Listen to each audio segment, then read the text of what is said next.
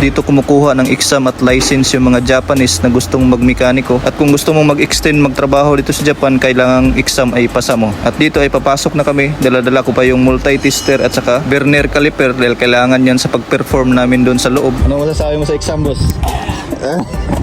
Hey, what's up mga boss, magandang araw sa lahat. Ngayong araw na to is exam day pala namin sa automotive. Ayan, sinundo na kami ng taga-agency. So pangalawang exam na namin to sa automotive dito sa Japan mga boss. Hindi na sana ako mag-i-exam dahil hindi naman ako mag-i-extend, pero sayang din yung certificate. Kaya i-grab ko na lang ang opportunity na to. Wala namang mawawala, may madagdag pa sa certificate ko. So itong sumundo sa amin na taga-agency mga boss is Taijin pala siya. Ibig sabihin galing sa Thailand, pero marunong siya mag-English kaya siya yung translator namin ngayon. Kung baga yung mga hindi lang namin maintindihan, pwede namin itanong sa kanya. At dito ay kumain muna kami kasi malapit na mag alas 12 dahil baka sa gutom namin hindi kami makasagot ng mabuti sa exam. Kawawa naman kami. Ay. At dito sa Japan mga boss, napakaganda talaga yung mga tanawin dito. Kung laag-laag lay tuyo ni mo diri pagkanindot goodbye. Napakaayos ng kalsada, napakalinis ng paligid, walang masyadong sasamang loob dito sa Japan. So ang binyahe pala namin mga boss is 1 hour and 20 minutes galing sa shop namin dahil ang pupuntahan namin na lugar ay Shizuoka-shi or yung pinaka-city talaga sa Shizuoka. Nung unang exam namin, iba rin yung kasama namin at ngayon is iba na naman.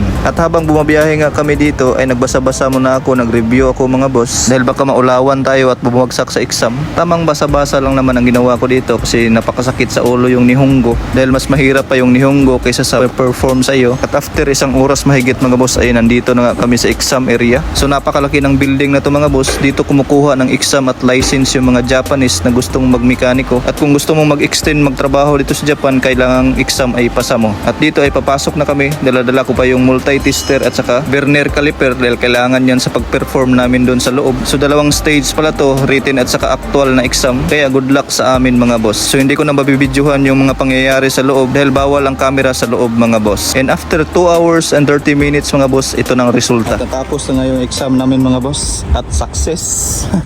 Pasado po tayo. Kaawaan ng Diyos mga boss. Ayan. Arigatou gozaimasu. Ano masasabi mo sa exam, boss?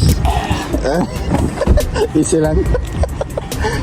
At after sa magandang balita mga boss ay medyo nakatulog tayo dito. Ay patulog-tulog lang yung Bena kaya nagsilpon na gyapon. Dahil nakakaantok naman talaga kapag nagagastos yung ating kaalaman. At andito na nga kami sa shop mga boss at natutuwa talaga ako sa mga Hapon dito. Dahil nag-congratulate pa sila sa amin kahit napachamba lang yung moves natin dito mga boss. At kayo na nanonood ngayon, ipagpatuloy nyo lang ang pag-upgrade sa pagiging mekaniko dahil at the end kayo rin ang aani dito mga boss.